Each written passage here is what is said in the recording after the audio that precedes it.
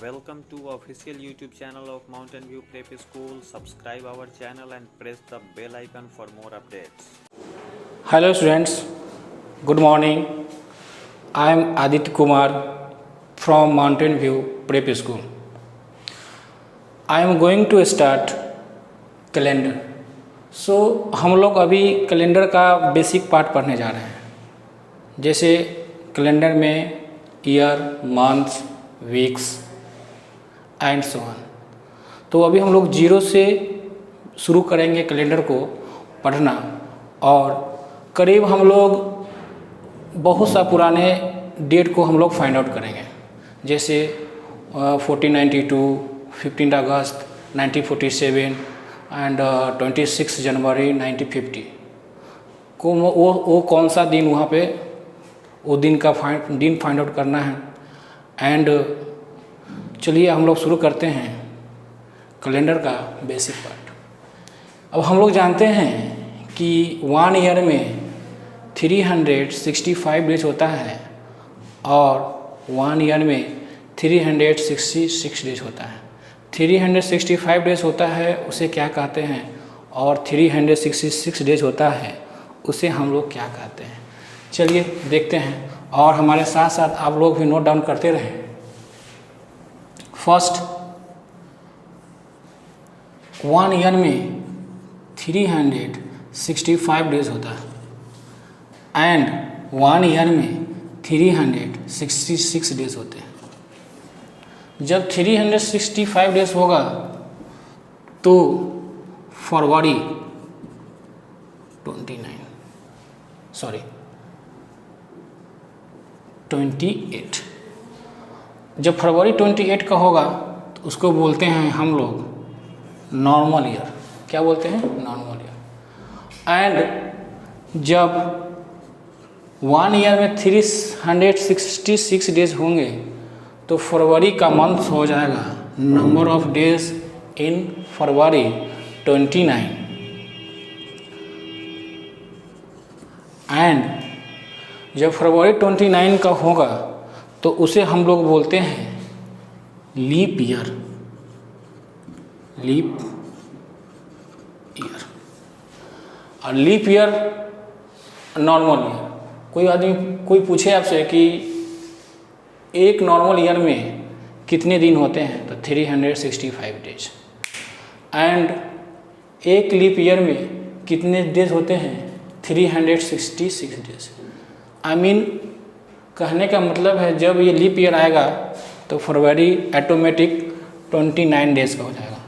जब ये normal year होगा या नॉन लीप ईयर होगा उसको बोलते हैं फरवरी 28 डेज होगा.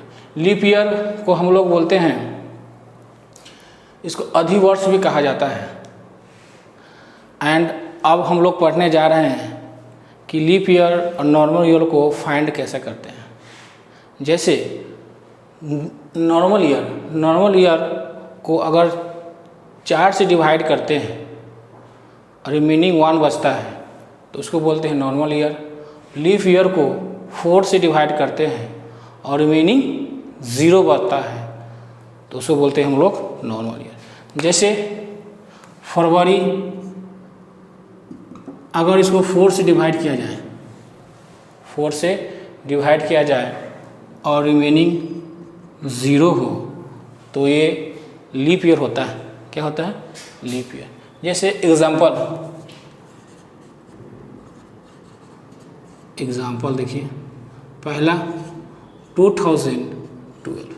अब ये बताइए कि 2012 एज अ लीप ईयर है कि नॉर्मल ईयर है. तो इसको कैसे पहचानते हैं?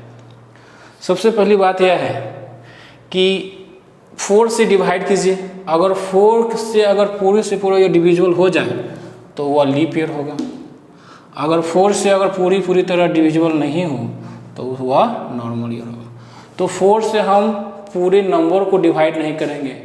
4 का डिविजिबिलिटी हम लोग को क्या होना चाहिए? याद होना चाहिए. बस लास्ट का 2 डिजिट ही हम चेक करेंगे और लास्ट का 2 डिजिट अगर 4 से डिवाइड हो जाता है तो वो हो जाएगा लीप ईयर. और लीप ईयर होगा तो पहले हम क्या जानते हैं कि फरवरी नंबर ऑफ डेज इन फरवरी वो हो जाएगा 29. दूसरा सेकेंड, अब आता है 1992, 4 से डिविजिबल है, हाँ है। जब 4 से डिविजिबल है तो फरवरी क्या हो जाएगा 29, फरवरी 29। जैसे थर्ड एग्जांपल देखिए 1882, और इसको भी 4 से चेक करते हैं तो 4 से ये डिविजिबल नहीं होगा। जब ये 4 से डिविजिबल नहीं होगा तो वह यह एक नॉर्मल ईयर होता है, और नॉर्मल ईयर में फरवरी का मंथ्स होते हैं, फरवरी मंथ में डेज होते हैं, वह 28 होता है। नेक्स्ट फोर्थ एग्जांपल हम लोग देखते हैं 1800। 1800 जो ये 4 से क्या है एज ए डिविजिबल है, 4 से डिविजिबल है तो क्या ये लीप ईयर है? नहीं, ये लीप ईयर नहीं हो सकता, बिकॉज क्योंकि इसके लास्ट 2 डिजिट हम देखते हैं, इसके लास्ट 2 डिजिट जो है वह 00 है। और जब भी किसी संख्या के लास्ट में अगर 2 डिजिट हो 1s 10s पे तो वह 4 से डिविजिबल नहीं करना है, वह होगा 400 से, बिकॉज 1800 यह एक सेंचुरी ईयर है, और सेंचुरी ईयर को हम लोग लीप ईयर में कन्वर्ट करते हैं तो डिवाइड करना होगा 400 से। तो ये 4 से नहीं, किसे करना होगा 400। ये 400 से डिवाइड है नहीं, जब 400 से डिवाइड अगर नहीं हो तो यह क्या है फरवरी हो जाएगा 28, यह एक नॉर्मल ईयर है, ठीक है। एंड सो एंड देखते हैं, जैसे एज फॉर एग्जांपल देखिए 5th नंबर यहीं पे देखते हैं, यहीं पे 5th में होगा क्या, अब बता सेंचुरी ईयर क्या होगा 1800, 1900, 2000, 2100 एंड सो ऑन। बस यही देखना है, इसके लास्ट में 20, 20, 20, 20, तो ये क्या है सेंचुरी ईयर।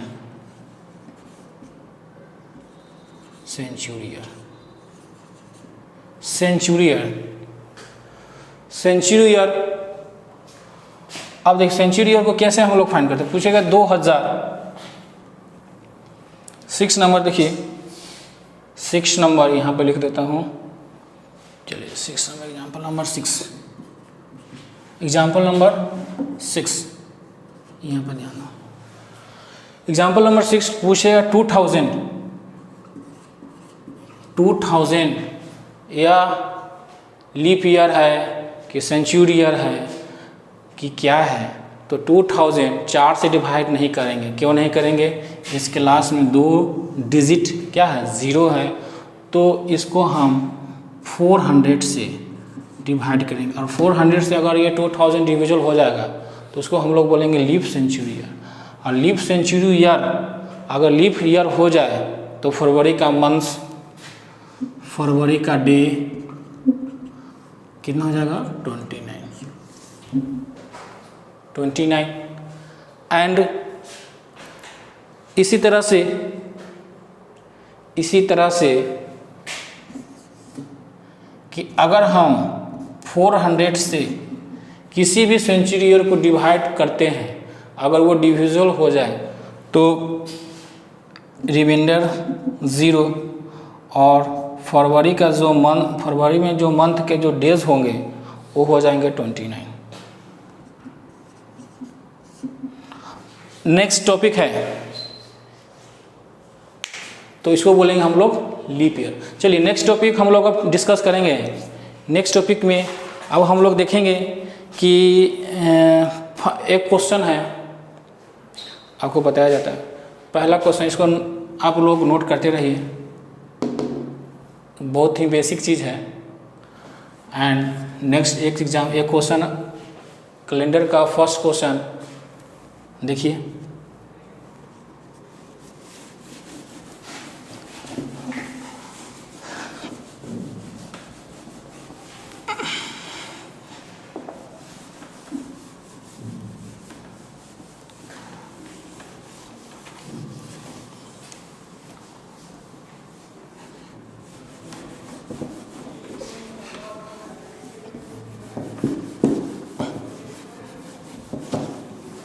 चलिए हम लोग क्वेश्चन शुरू करते हैं।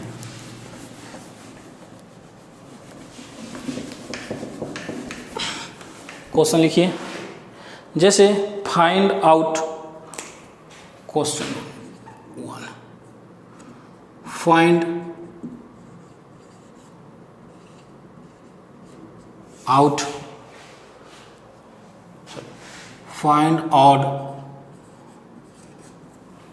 आउट ऑन आउट विषम छाटना। ए में क्या होगा 1900, B option 1992, C option 1800 and D option 1882।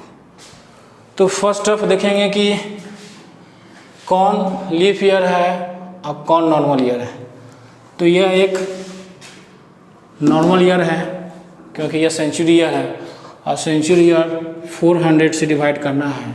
जो 400 से डिवाइड नहीं होगा 400 से डिवाइड, और 400 से डिवाइड नहीं होगा तो फरवरी कितना होगा 28। फिर इसको देखते हैं 4 से डिवाइड करते हैं, 4 से डिवाइड होगा तो फरवरी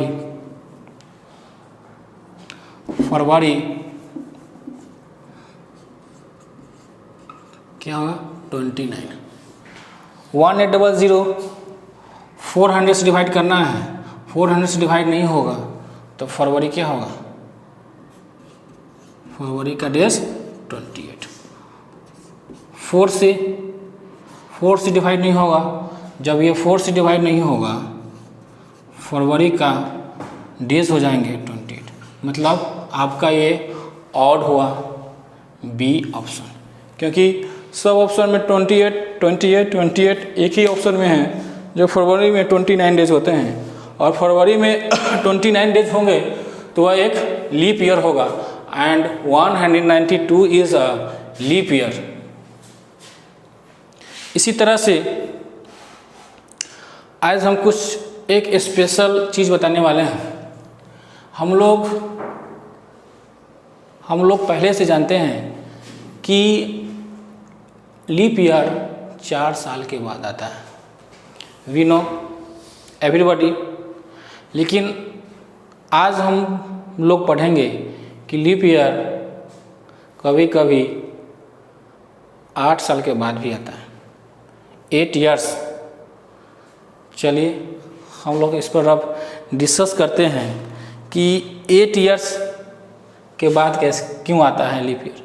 चलिए फर्स्ट देखिए, ध्यान देते रहिए इस पर। 1896 स्पेशल क्वेश्चन 1896 यह लीप ईयर है या नहीं।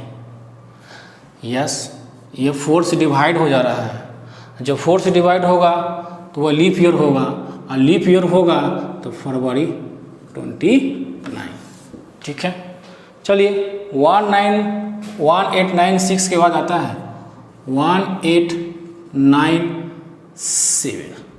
क्या यह 4 से डिवाइड है? अगर यह 4 से डिवाइड नहीं है तो फरवरी का डेज हो जाएगा 28। 1898 क्या यह 4 से डिवाइड है? 4 से डिवाइड है तो नहीं, यह 4 से डिवाइड नहीं है। जब ये 4 से डिवाइड नहीं है तो फरवरी का जो डेज होगा वो 28। 1899 क्या यह 4 से डिवाइड है? जब 4 से डिवाइड नहीं होगा तो फरवरी हो जाएगा आपका 28। 1900 तो इसको 4 से डिवाइड बाबू नहीं करना है, क्योंकि यह एक सेंचुरी ईयर कभी 4 से डिवाइड नहीं होता। सेंचुरी ईयर हमेशा 400 से डिवाइड होता है, ये हमेशा याद रखिएगा। 4 से डिवाइड नहीं होना चाहिए, ये उसको 400 से डिवाइड करेगा। 400 से नहीं कटेगा तो फरवरी हो जाएगा आपका 28। 1901 ये भी नहीं कटेगा तो फरवरी 28। 1902 ये भी नहीं डिविजल होगा 4 से तो फरवरी 28। 1903 ये भी नहीं होगा डिविजिबल तो फरवरी 28। 1904 ये 4 से डिविजिबल हो जाएगा। जब 4 से डिविजिबल हो जाएगा तो फरवरी का डेज हो जाएंगे 29। तो चलिए देखिए, तो हमने प्रूफ किया कि नहीं किया, बोलिए। हम लोग जानते थे कि लीप ईयर 4 साल के बाद आता है। अब ये बताओ कि ये लीप ईयर जो है, ये लीप ईयर कितने साल के बाद आया? 8 ईयर्स। आफ्टर 8 ईयर्स के बाद, तो कभी कभी लीप ईयर 8 साल के बाद ही आता है। समझा कि नहीं? हाँ, क्या? चलिए, तो हम लोग क्या जाने कि कभी कभी लीप ईयर जो है वह 8 साल के बाद भी आता है। और हम लोग जानते हैं, चलिए एक इंटरेस्टिंग चीज़ हम आप लोगों को पढ़ाना चाहते हैं। देखिए, हम जानते हैं कि प्रत्येक 4 साल के बाद क्या होता है? एक दिन बढ़ जाता है, बढ़ता है ना?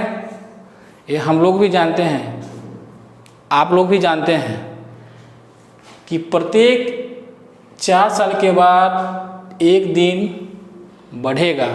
लेकिन आप यहाँ पर देखिए 1 2 3 4 4 साल के बाद क्यों नहीं बढ़ा?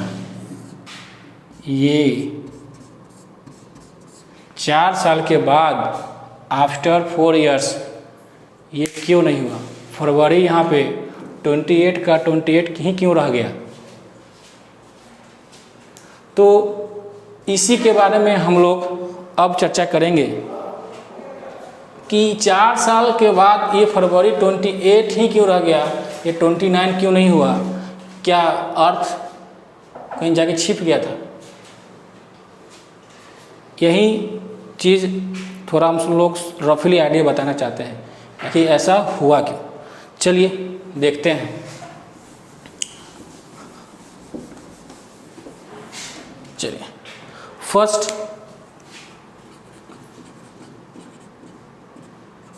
Year 365 days and 6 hours।